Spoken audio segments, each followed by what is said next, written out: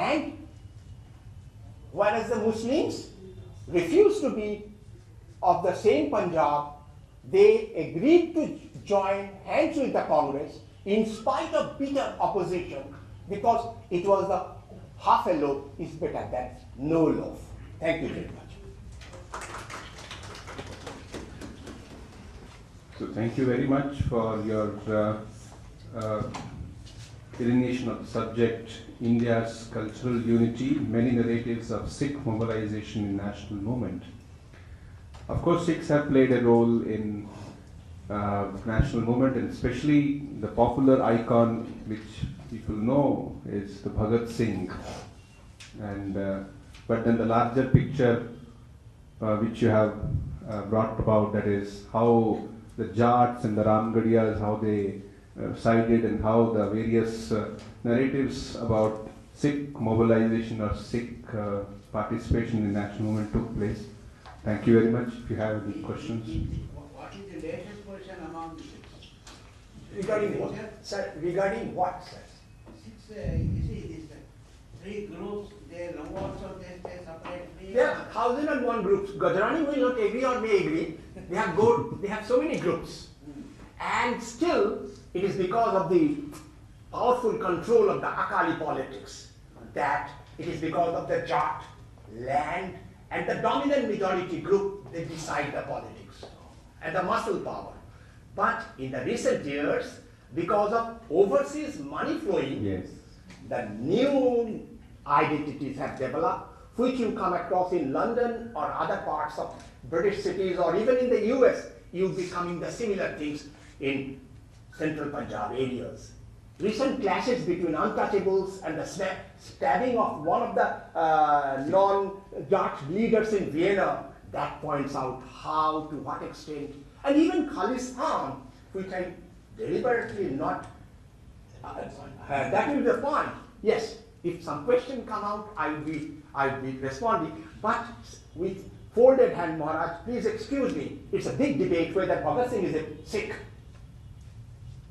It is deliberate attempt on the part of a group of Sikh historians to appropriate them, Gajrani will ensure, but larger analysis. Kesh Ganga Kacha Kara Kripan, which are the basic distinctive marks of Sikhism. Bhagat Singh is wearing a hat, which is, the Sikhs have again and again pointed out, turban is not a hat, turban is turban, pug. So, it should not be turban. I mean hat. One, the King 7 is Sahasarya, Hindu. You say something. Yes, please. He's provoking you. Yes, please. Sir, please don't mind. It's fine. Yes, please. Yes. Gajrani, I look forward to your intervention. You are a Punjabi, Arya Samaj. So although you did not look forward for my question, Oh, I would like to put some observation or Yes, question, yes, although yes. I am not a specialist in Sikh study. Please. What I am interested to know after listening you, because you specified the time period, and being a historian, I am more concerned about it from 1909 to 1939. And this is not important not only in terms of nationalist politics, also as you referred to the Dalit mobilization, the Lala Hardayal's Gadar party, and from there when the Manguram, who led the Dalits, and he said that when he left at the age of 13 for the USA, he thought that after coming back he will see there is not much difference among the different social groups. But after coming back, when he was not acceptable to others, then he decided that in spite of our common ancestry, people still believe in caste and the social hierarchy that they still give importance to. And that is how the Dalit movement originated, and that Punjab Adhar movement, which is now a study by the Ramkiram and Zogan Smear. So now, how you feel that this different group of identities, the social identities, vis-a-vis since morning we are harping on the concept of unity. Oh, So yes. how you place these two in your presentation. Yes. That's the right thing. That's the right, very good point. Let me have the privilege. But once again, I must tell you are to pardon me. You are your junior to me, grown old by virtue of the old age. I take leave of this opportunity. So, when we had been talking of cultural unity, India's unity, Professor Partha Babu pointed out certain things, and he also referred. Are we not emphasizing too much cultural unity? And what form of India that we are representing here? What about those Northeast, which Sajal knows better, 1,000 times knows better than me? Virtually, the Northeast is neglected till the 1920s possibly. There have been definite restrictions. What form of cultural unity that you will be talking to the Nagas, to the Mijos, to Meiteis, and to other groups in the valleys and the hills and beyond the Northeast? They have more common identities with the Burmese in certain areas. Through Moray, they have larger, because it is the imperial boundary that separated the communities, because as in the case of Durand line, Pathans are residing on both the sides of Waziristan, and there is in Kabul and other areas. Similarly, in the Northeast, we have the same ethnic groups residing there, Kukis, Nagas, there are so many varieties. Do we ever talk of Indian cultural unity taking note of these people? That's my submission. But still, India is having her cultural unity. It is largely because of toleration. That is largely because of the space that they could manage to evolve. I am not master of cultural narrative, all those things, but it is because possibly the administration, as soon as it reaches there in the Northeast, Sajal will bear me out how the Nagas were treated, how the Kukis were treated with the exception. It is the politics of putting them aside. And it is because of the growing military presence in the Northeast that had created the Northeast a boiling point. Sanjeev Barua has pointed out how durable disorder, how government of India is building up roads to reach to the extreme corners of the Northeast so that the army could move. They could thousands and thousands of money could pour there, but not in proper organized constructive development. He will bring me about. I am excited a bit. Sorry for my excitement.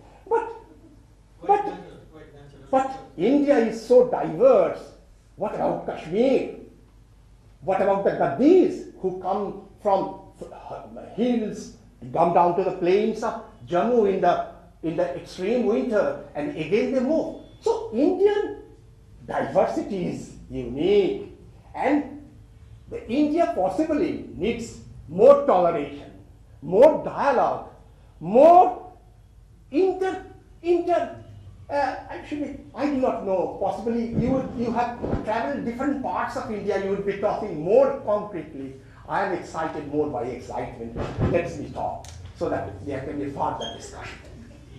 You want an interruption from? Yes, Gajarani is silent. That is my problem, and realize my failure. Oh, Exactly, it is quite a controversial issue. I belong to Punjab and I happen to be there for the last 65 years. Rather, I was born there. I'm 73. If I intervene and raise certain issues, exactly then there will be problem for me, problem for others. My friend has at the same time, Khalistan, you are free to speak. I was very much there. I'm not talking about Khalistan or any Pakistan. Exactly, I'm telling you, you have quoted MacLeod. I know that your Bhagat means quite sincere to Dr. Grewal. When MacLeod produced his work, he was appreciated by Grewal, Indu Banga and others, Dr. Bal, Dr. Fauja Singh, Dr. Hans. Now they are quite critical of his writings. and they don't attach any importance to his writings. Similarly, N.G. Barrier is there. His several articles have been published by the Punjabi University, People who have worked, I'm sorry to say, but I'm very frank, very blunt, I'm bold. I faced maximum torture during the days of terrorism in Punjab. Few terrorists came to kill me at my residence with my family. I'm telling you the truth. There never happened to be any danger to the identity of the Sikhs. Never in the history of past, since the days of Guru Nanak. I have been teaching this history for the last 35 years. I've taught Sikh Gurus, their principles, their teachings, 35 years. I've written 2 books on. I believe these are not relevant. You need to be very specific. Specifically, I'm telling you, if there is any danger to the identity of the Sikhs, that is from within the Sikh community, not from outside. I'm telling you that is why this is my submission. And if you talk of unity, diversity and their role, it suited them if they were for the unity. If it did not suit them, they were against the unity. You see the freedom movement from the days of Congress till the partition of the country. You will find them sometime with the Congress, sometime against the Congress, sometime with the communists, sometime against them. So, if we believe and if we can have the courage, if we say and we use the term opportunist, then there is, don't be afraid of that. They were opportunists, they saw to their own interest, they never saw to the interest of the country. 84 should not be forgotten. We should not forget the killing of any Prime Minister. It is not a question of Mrs. Gandhi. There might have been another Prime Minister. They were against the ideology, they were against the principles. And if there was Gurudwara movement, that was only religiously motivated. And there was a question of funds in the Gurudwaras. And if you know the total sources which should be tapped, you will come to know how those Gurudwaras had become the institutions of prostitutions. Even the Manso who were, now please, I know that many people who go from different parts of the country, they don't know the local languages, they don't consider the sources. But I happen to be, and I have worked on Punjab, I very honestly, very frankly, without any fear, tell you that the Sikhs never played any concrete and solid role for the unity of the country. They never made any dent to the diversity. They allowed the diversity to remain. Now, there is a question. Now it's a direct question. Now there is Hinduism, Hindutva. Can you tell me any time, can you tell me any demarcation in Hinduism started from this point? But you will find Arya Samaj, Brahmo Samaj, you will find Akalis, this Singh Sabha. You will, if I ask you when they started, you would be able to tell the date, the place, the person. Now please, when there is a date, place and person, that can't be a religion, that can be a sect, that can be a math. This is the difference.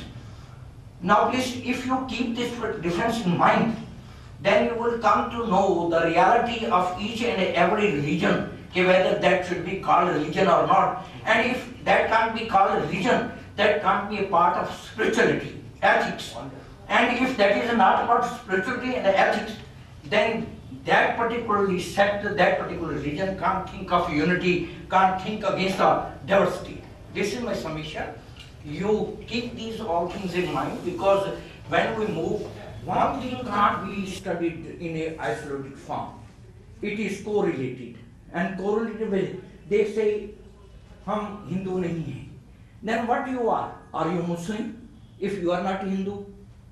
Now please, you are basically Hindu. Who was Guru Nanak? Nobody knows. What was his father's name? What was his mother's name? What was his ideology? From where he started? Now please, he was against the evils which existed during that period. Maybe Shraddh, maybe idol worship, maybe other things, respect to the elders, to the parents. These are very common things, and these were the requirements of the society at that time. People don't think that what was the requirement at that time. Even that requirement is today. See the young generation. How many young people are there who respect sincerely their parents? God sent men and advise him, hey, when you go, you will be looked after by my angels. Angels who are? The parents. And they expect nothing from you. I don't think any elderly person expects anything from his children, except one thing, they should talk politely, they should give due respect. They may not ask for any other thing. In the morning when they get up, just if they ask very humbly, okay, you are okay, do you need anything? I think parents will be satisfied. But you just ask your inner, okay, how many there are who behave like that? Now please, old generation is left, and left without any protection. We talk of spiritualism, ethics, values, but whether we thought how to maintain them, how to protect them. So Sikhs never exactly thought, never made efforts to protect the teachings which were delivered by the 10 Gurus. And even now please, those teachings have not been followed by the follower of Sikhism. I am telling you, they know character holds supremacy, but they who say that character means holds supremacy, but they don't have the character. We don't have the courage. We know this man has got this sort of evil, these kind of weaknesses, but when faces him, humbly surrenders his head, okay, you're my boss. I tell you, very frankly, I will take hardly half a minute. Dr. J.C. Grewal, J.S. Grewal, Dr. Himadri, he is my teacher, he was my co-guide. But I have no respect for him. I never recognize him as guide, simply because of his character. I know all the evils, all the weaknesses of the man. Now I am telling you, now it is very difficult. It is very difficult to comment on Sikhism, on the ideology of Sikhism, and on the religion of Sikhism, because we are meek, we can't dare, we can't face all that. I'm sorry to say all that, but I have great respect. Yes, you have to say it last. I have just a small question from a layman's perspective. I'll take only a minute, sir.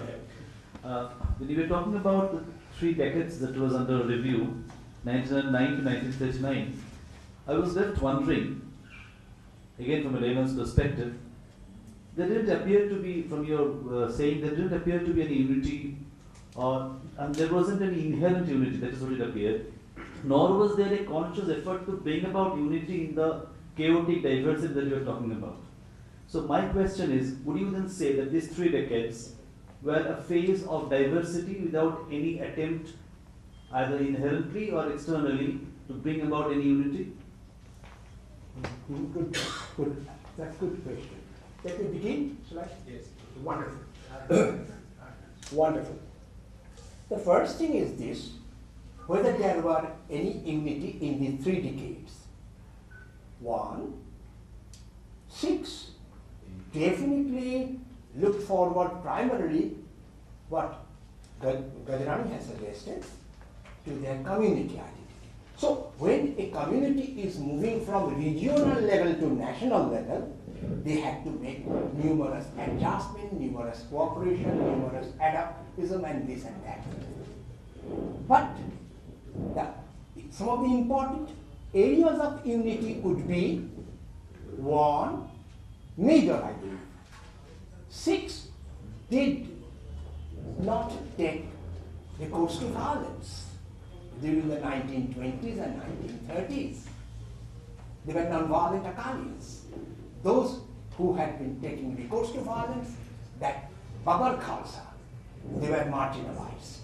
So, a community based on Panch Kaka army, militant resistance, if they had agreed to not to take basically to arms, that is possibly an important adjustment that the community had made. Secondly, Sikhs were pulled by innumerable factors from this side and that side. For example, Khalistan.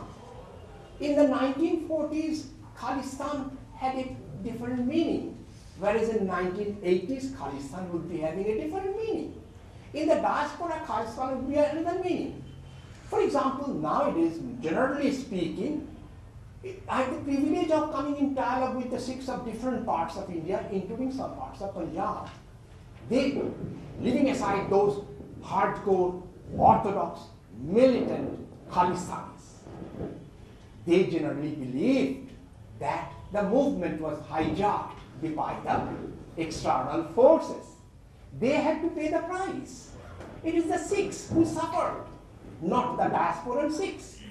Rather, it is because of this politics coming across the boundaries of India, they suffered.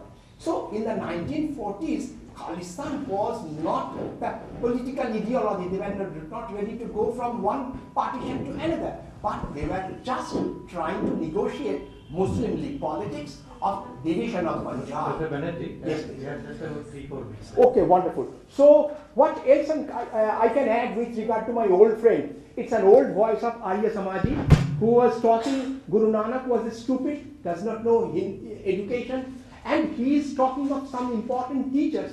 I do not hold brief for them. I am aware of their personal limitation, but should I really bring our dirty linen in public? It is an academic arena. And who has threatened Gajrani in the Khalistani war? That I have big doubt. It is all pigmentation of imaginations. Thank you again. Do meeting again. Thank you. Just I will request Dr. you Struck. to come on the expenses to Patiala and inquire, and you will come to know the truth I have spelled. Wonderful. Let there be फिर another. मिलेंगे ये कभी खुदा ने कुछ मिला Let there be another dialogue there on the Punjab. Yes, itself. yes. But it's just the dot of 4:30. It's time for tea. Before we disperse, I must say one thing, that I feel that I am really very fortunate to have decided to come here and also attended this particular session, which has reached the ultimate level of energetic dialogue. There are 3 presentations. I would not be able to say whether I really found any great unity so far as intellectual presentation is concerned. The 3 papers were moving in 3 different directions, so it would be very difficult to establish unity in diversity there. But in any case, they really opened our eyes that even if there is diversity, well, we just can apply our mind. It's the important thing that the application of mind should be there without being distracted by extraneous considerations. Thank you so much. We are equally thankful to you. Thank you very much. Thank you very much. Excuse me, there's an announcement. All those speakers who have given the names for the trip to Belur Mutt, please have your tea and get ready. The next 10 minutes we'll be leaving for Belur Mutt. Please don't delay.